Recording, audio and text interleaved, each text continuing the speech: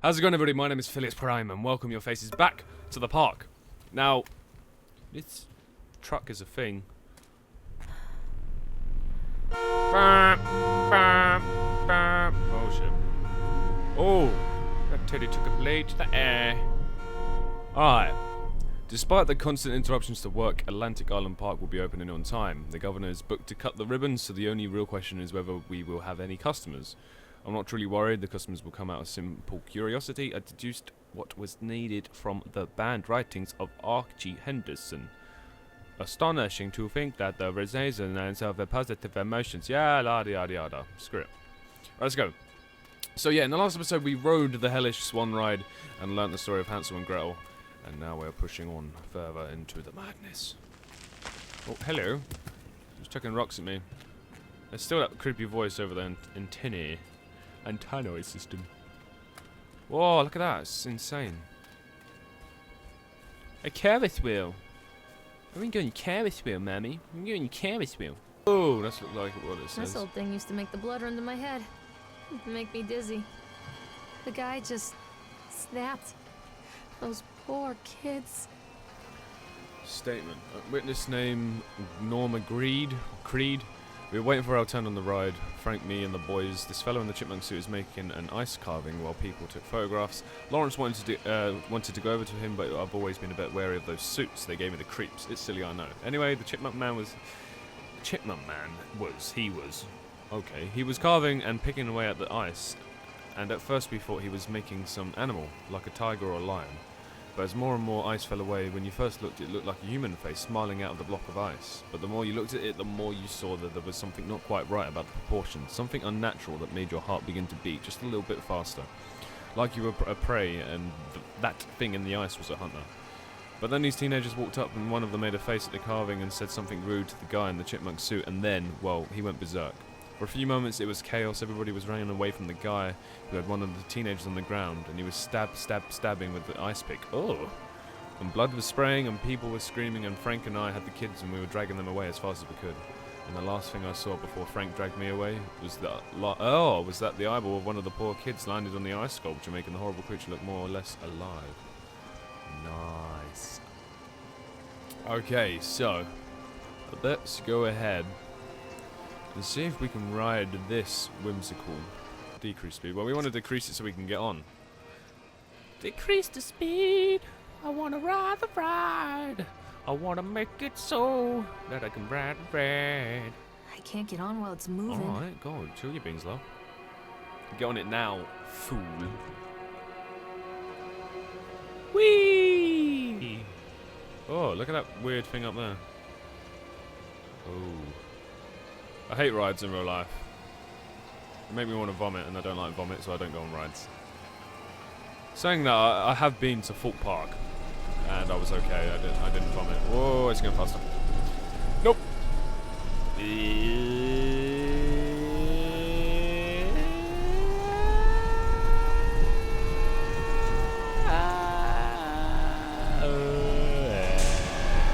Holy shit. The fuck is that? That's so fucking creepy.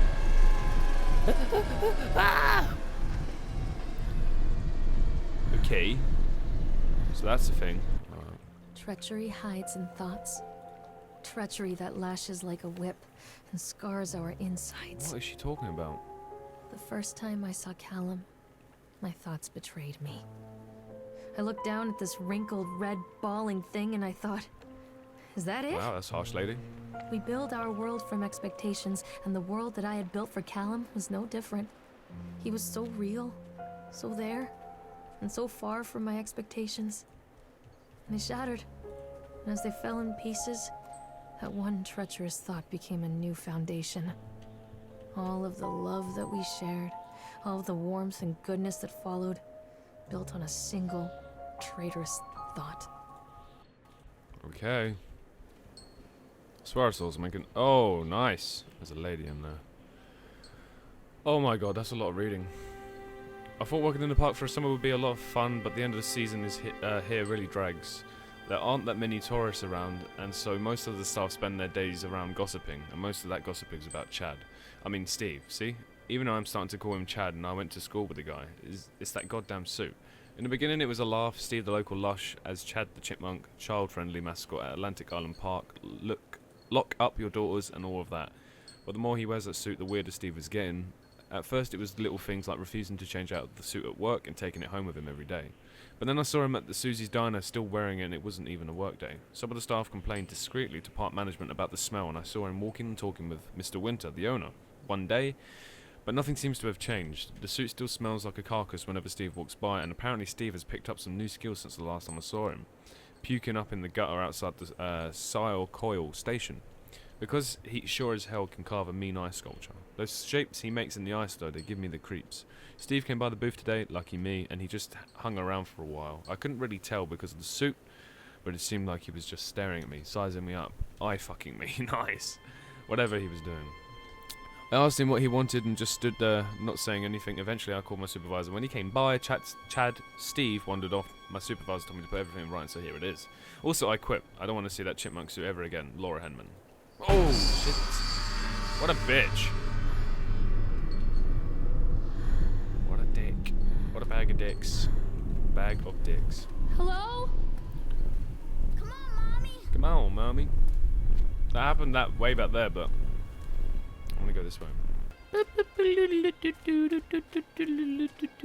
Constant crashes and 80s music. Guess it floats someone's boat. Sure does. I haven't been on bumper cars for years. Can I go on that? One of these? Nope. Nope. Oh, there's one with power still. Lego.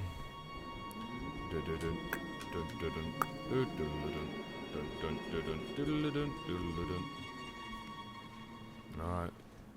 Examine accident report. Francis Dufresne, time date, labour worker on the crane, Richard Soberton, witness Lawrence Creed and Michael Edgeworth. Brief description of the accident or incident. During the transport of the bumper cars into the arena, one of the strap attaching to the load of the truck came untied, causing a cascade of bumper cars onto Francis, who was standing directing the driver, Francis was crushed by the weight of the cars. Described with injuries. Francis was killed. Nice. Did the injured employee see a doctor? Yes. If yes, did you file an employer's portion of work compensation form? Yes. Supervisor comments. Dexter, the truck driver, claims to have seen someone on the back of the load undoing the strap. Nobody else reported seeing that. The sheriff has requested that Dexter provide them with urine samples. What could have been done to prevent this accident or incident? Double checking the straps after transit should be mandatory, and drug screenings for all drivers. Oh shit, me. Hello.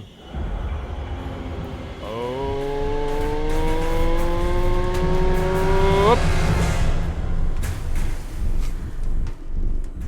Don't drink and drive, kids. It's dangerous. Callum! Tell Mommy where you are! Wow, okay, that was random. Oh, it's baby crying, what the fuck? Alright, let's quickly go see what's up here and then we'll double back. Actually, Stay where you are! crazy. Dissuade them. They have sent an inspector to investigate accidents at the park. I've given him the ground tour and spoken about all of the safety upgrades, but he seems unconvinced. In this case, the park itself is working against me. This Dower man has become more and more intractable the more time he spends in the park. I don't know what it is. I've offered to pay for his stay in the Overlook Hotel to get him out of here. It seems to have made him even more paranoid. I don't think this man is going to allow my park to stay open. This is a disaster for my ultimate goals. Alrighty. Oh, I can't go down there. The stairs are broke. It's quite ironic, some of the things, because it's... It's a matter of public record that I am a failure as a mother. Once, when Callum was very small, I left him asleep in the car while I ran an Oh, errand. you're good. Don't even remember what it was. When I came back, the sheriff was standing next to the car, watching my boy through the window. I didn't like what I saw in his eyes. Judgment. He wrote me the ticket without saying a word. Just the scratch of his pen on the notepad. When he gave it to me, our eyes met. I know what you're going through. My daughter, Helen, she just gets some help. Help was a bolt of lightning. Help was 1,000 volts surging through my veins. Help is agony. I'd rather die. I wanted to scream. I'd rather you pulled your gun and shot me. But instead my mouth said, "Yes, Sheriff." Alright, so it's weird because the story is kind of pointing at all the incidents and accidents towards Chad the Chipmunk, but then she opens her mouth and shit just pours out. Continuing delayed by incompetence of the builders, the problem is that any locals, they believe a lot of the rumours of what the old man Henderson used to do here. They grew up on the tales, blah blah blah blah blah blah blah, makes my skin crawl. Okay, still talking about the park, whether or not it's going to get closed down. Let's go ride the Ferris wheel.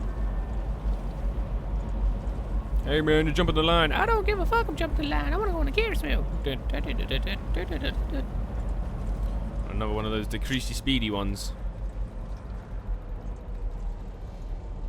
Decrease dot speedmon. Ride the Ferris I wheel. can't get on while it's moving. Shut up, woman. It's not moving anymore. Alright. Have that creepy thing don't turn up again. It's a visually stunning game, and the narrative is quite cool. And the story so far, I'm hoping it does make more sense as it goes on, but so far it seems quite cool because they've got 2 possible outcomes and 2 possible storylines and hidden agendas. Should be quite cool. Alright, there we go. People come into your life for a reason. Dad used to say that before Mom ran off. After that, he mostly just drank. Things were different for Don and I. When we met, I was sweeping the floor at Susie's diner. He came in with some workers, but he didn't try to flirt or cop a feel like the others. He just ordered a coffee and sat there, watching me. When my shift was over, he offered to walk me home. I don't know how to describe that walk. We talked and laughed and eventually kissed. It felt like love. It felt like a fairy tale. I can't tell you if Callum was made that night or one of the ones that followed. But I think it has to be that night. That one perfect night. Don and I moved in together, but then, well, he died. According to the supervisor, his safety harness failed when he was working on the top of the Ferris wheel. Don was there one moment, and then gone. Sometimes people leave your life for no reason. I was 3 months pregnant with Callum. Fairy tale fucking over. Wow. Okay. Fairy tale fucking over. This woman's emo. Chanel. Ah! Alrighty, tidy, God almighty, who the hell are we?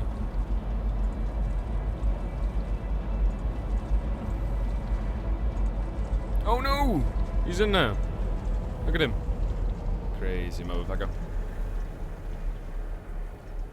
It's betting he's vanished. Yeah, I knew it. You bag of dicks. Callum? Callum! Callum, Callum! Baby Quine. You're a big bubble blowing baby. Where are you? Oh, that scream is horrendous. I want my nappy changed. Hello. Wait.